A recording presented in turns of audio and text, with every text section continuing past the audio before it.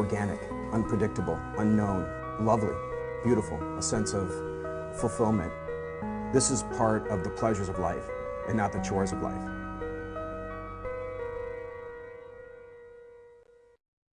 Coming up tonight on Daily Iowan TV, reactions from students and faculty regarding Bruce Harreld's open letter. Plus, an inside look at the popular fitness trend sweeping the nation. The Big Ten is known to be a competitive conference. Find out in sports how one specific sport in this conference dominates the country. All that and more coming your way. You're watching Daily Iowan TV.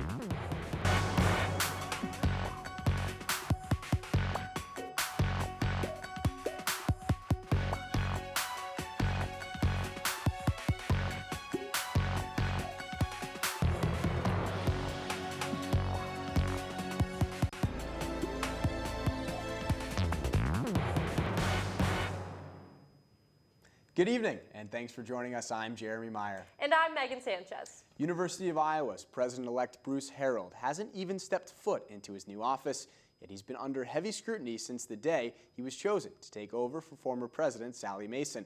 Yesterday, he wrote a letter to students, faculty, and staff on why he chose to come to Iowa. Austin Love is in the studio to give us more. Thanks, guys. In an effort to address those critics, incoming President Bruce Harreld wrote a campus-wide message entitled Why I Came to Iowa. This letter was very open and direct about what his goals were for the University of Iowa. So open, in fact, he said, if anything worries you, simply ask me directly and I'll give you an honest answer. He went on to say we owe it to the university and to ourselves to work together. Now, this piece was posted on the University of Iowa's Facebook page, and there were some pretty mixed reactions from supportive to not so supportive. Here's some of those now. Gail Starfield wrote, absolutely ashamed to have Harreld as our president, and trust me, I'll be emailing him questions. Richard Cooper writes, unqualified and ridiculous choice. Buy his contract now and wave goodbye. Carrie Weston showed her support by saying, welcome, President Harreld. Wear your black and gold proud. I support you until you give me a reason not to. And from Stuart Sankey, this one's good. Bruce gets elected president and the Hawks go 6-0. Keep up the good work. Go Hawks. Harreld's first official day as president starts November 2nd. If you want to chime in on the conversations, tweet at DITV News. That's all I have for you here in the studio. Back to you guys at the desk. The Swisher City Council has voted to keep its minimum wage rates at the state level after Johnson County's announcement to increase the minimum wage to $10.10 an hour by 2017. The council voted 3-1 on Monday night to exempt their city from the county-wide wage hike. Many college students rely on financial aid, but now students can use their loans and grants to learn how to fly. The U.S. Educational Department announced a 3-year pilot program this Wednesday. The program will allow students to use federal student aid to earn college credits toward a pilot certificate. The program's courses would include classes in computer science, software coding, and data science. The new program is a result of 16,000 students graduating from coding boot camp last year, getting their pilot's license. The Education Department hopes this experimental program will reach students across the country. Well, Jeremy, the weather's been pretty great this week. Feels like fall in Iowa City. Let's toss it over to Afe Ironrow, standing by in the weather studio. Hey, Afe, is the fall weather going to continue? Thank you, Jeremy. This week we have definitely been experiencing some beautiful fall weather, and as the weekend approaches, you can expect it to continue. Heading into Thursday, the temperature will start off at a cool 49 degrees with cloudy skies, so you might need a jacket handy. Temperatures will rise in the afternoon to 66 degrees, and in the evening, expect temperatures to be at 54 degrees. Looking ahead to the rest of the week, you can expect Friday to be sunny with a high of 55 and a low of 31. This weekend looks beautiful for those who plan to spend the day outdoors. That's all I have at the studio. Back to you guys at the desk. Iowa State University is proposing a 3-year, $1,500 tuition increase for international students. ISU proposed the plan to Iowa Board of Regents on Tuesday. The increase, if approved, would go into effect next school year, affecting over 4,000 current international students. The university says the extra money would go towards the extra costs associated with educating and enrolling those international students. The Board of Regents will consider this proposal next week. The first 2016 Democratic presidential debate took place Tuesday night in Las Vegas. 5 candidates participated, and topics ranged from social issues to foreign policy. Daily Iowan's politics editor Rebecca Morin has some takeaways from last night's debate and on popular opinion. The University of Wisconsin-Madison is taking Apple to court. Apple is facing a lawsuit for allegedly infringing on the Wisconsin Alumni Research Foundation's 1998 patent for improving chip efficiency. Now, the lawsuit states that many of Apple's popular devices use the technology from the school without permission. This could result in Apple facing an $862 million fine. People actually said that Hillary might have just solidified her campaign a little bit more. Obviously, she's had a little bit of a rocky sort of campaign with kind of her email scandals and her seeming untrustworthy. And so a lot of people feel like she might have solidified that. Also, it's definitely between Hillary and Bernie Sanders. He was also the other kind of strong contender of the evening. Like, he was clear with what he wanted, and he spoke very eloquently. And so it's definitely a race between Hillary and Bernie. We encounter bikes constantly in Iowa City, but we don't always see people riding safely. Uncertainty over traffic laws has made Johnson County one of the top counties in the state for bike accidents in the last 5 years. Daily Iowan's Keaton Fuller finds out why. When you set foot outside in Iowa City, you're likely to see bikes on bikes on bikes. Living in one of the few cities in Iowa to be designated a bicycle-friendly community, many people make use of this healthy alternative to the standard vehicle. However, the trouble with bikes occurs when people fail to observe the rules that come with them. Executive Director of the Iowa Bike Coalition, Mark Wyatt, attributes this problem to many people not understanding the bike laws.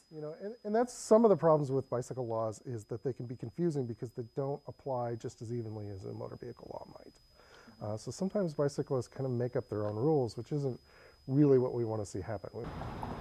When people begin making up their own bike laws, that's when the crash count rises.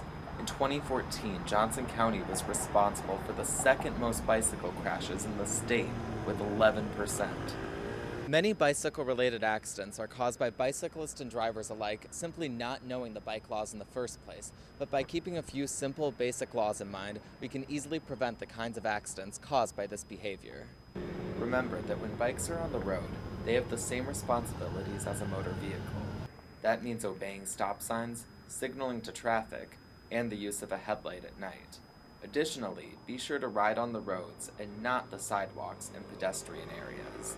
And while there's no law against it, always remember to wear a helmet. By learning and following these rules, we can all do our part to make Iowa City a safer place to live. Keaton Fuller, Daily Iowan TV. Well, Megan, right now it's fall, football season in Iowa City, but men's basketball's right around the corner. Absolutely, Jeremy. It's looking to be another great season in Carver Hawkeye Arena. Let's toss it over to Hannah and Katie in the sports studio. Ladies. Thanks, Jeremy and Megan. College basketball is right around the corner, and I know I'm ready for some college hoops. Me too, Katie. Taylor Brooks will be on set later in the show to show us how the Iowa men's basketball team has 4 seniors that all bring different attitudes and skill sets to this upcoming season. But first, we take it to Carver Hawkeye Arena for a different reason. Iowa women's volleyball has seen the wrath of the Big Ten Conference, especially this season. The Hawkeyes are 0-6 in the Big Ten thus far, but the teams that they're facing are some, if not the absolute best in the country. And Daily Iowan TV sports reporter Zach Mackey has more. If you want to be the best, you have to play the best. And playing in the Big Ten Conference for women's volleyball is no question the best. Volumes for the conference in itself, and the challenge that it presents in preparing you for postseason play, but that also shows what a volleyball conference it is. Definitely one of the best conferences, so we love playing in it and getting to play against such great competition. Right now, 9 Big Ten teams are included in the Division I Coaches Top 25 poll. And through 2014, Big Ten volleyball has earned a combined 24 NCAA Final Four appearances by 7 different teams. In 1999, Penn State won the conference's first NCAA national championship, and 6 different times a Big Ten player has been recognized as the National Player of the Year.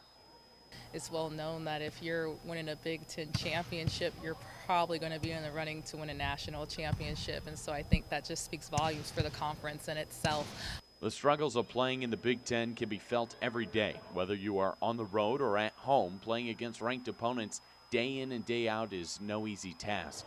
The mental part of playing in the Big Ten. Obviously the physical part is going to be what it is and the wear that it has on your body, but just being able to mentally rebound after maybe you don't have a night that you performed at your best. For Daily Iowan TV Sports, I'm Zach Mackey. You know, Katie, I've been able to report at some of those games, and they really are playing some of the best teams in the country, but I will say they're pretty much holding their own. Iowa goes on a little road trip this weekend as they head to Illinois on Friday and Northwestern Saturday. These are two very capable teams that Iowa can take, and it would be exactly what they need midseason. One team that is currently in full force for preparing in their season, though, is the Iowa men's basketball team. After ending the season last year, 22-12 overall and 12-6 in the Big Ten, there are high hopes for the squad. And Taylor, what are we about to expect from this upcoming season? Hannah and Katie, there are still some uncertainties about what this men's basketball program can produce this year, but one thing is for sure. There are vital moments in college athletes' careers, but one thing that stands out the most is when an athlete steps onto their designated field or court as a freshman, and then suddenly they are going into their senior year. And this stands true for the Iowa men's basketball team as well. Fran McCaffrey has done one thing that is certain as he enters his 6th season as head coach. He has built a foundation for the Iowa men's basketball program while appearing in the NCAA tournament in 2014 and 2015, as well as guiding his teams to first division finishes in the Big Ten in each of the last 3 seasons. You know, I think that shows what Fran's done here. It's important. You know, we want to just keep making progress each year, and, you know, we're just looking to get better every single day. There are 4 prominent players that are the veteran seniors for Fran McCaffrey: Mike Gazelle, Jared Utoff, Anthony Clemens, and Adam Woodbury have big shoes to fill as the leaders of this team, as they said goodbye to Gabe Olashany, Josh Oglesby, and Aaron White. Potentially 4 senior starters. So, you know, all of those guys will have a different voice in the locker room, on the road. They're all very different personalities. This team might look a little different than last season, and some players will be playing more minutes, including Woodbury. So he's got to be able to play 30 to 36, somewhere in there, unless he's in foul trouble. So we got to be careful how we use him. The only thing that I got to do is stay out of foul trouble. And he said I got to play if I'm not in foul trouble, I'm going to play those minutes. As for Utoff, he continues to be an aggressive asset to this team. I would expect him to be very aggressive. You know, I want him to be aggressive. I want him to put it on the floor, shoot threes, drive the ball, shoot his pull-up, post up. I mean, he's got a very unique game. Got coach on me, telling me more aggressive. It really helps your confidence. Point guard Mike Gazelle enters his senior season being a 4-year starter, and he's as optimistic as ever. You know, I look at the core we have returning, the experience we have, you know, 4 starters returning. You know, we got a lot of experience and we know what we need to do to win games. As for guard Anthony Clemens, he knows what he needs to focus on to make his last year the best one yet. I just say being consistent. You know, that's one of my biggest, you know, downfall that I had throughout my previous years, just being consistent. This season won't be easy for Iowa or any Big Ten team for that matter. And on Thursday, Daily Iowan TV Sports will be at Big Ten Basketball Media Day for men's and women's to get the lowdown on how this conference is looking. Hannah and Katie, there's one former Iowa player making some moves though. What's going on with that? Thanks, Taylor. And that player is Melissa Dixon. Dixon signed her professional contract with the Ringwood Hawks in Melbourne, Australia on Tuesday. Dixon said it was the perfect opportunity for her, and honestly, I couldn't agree more. But that does it for Hannah and I. Stick with us on Thursday for pregame football, where Iowa awaits a Northwestern team that ranks only 3 spots below Iowa at 20 in the AP Top 25 poll. Well, with Halloween right around the corner, one popular tradition is to carve and decorate pumpkins. But this pumpkin might be too big to fit on your doorstep. This 1,960-pound white pumpkin took the title for the plumpest pumpkin at the annual San Francisco Bay Area contest. And although it might not be the perfect for carving, it's still pretty impressive. Absolutely, Jeremy. It's pretty big size for sure. I have no idea. How do you grow something like that? What kind of water? Something in the water, exactly. Well, that's all we have for you tonight on Daily Iowan TV. Be sure to tune in tomorrow or anytime online at dailyiowan.com. I'm Jeremy Meyer. And I'm Megan Sanchez. Go Hawks, and good night.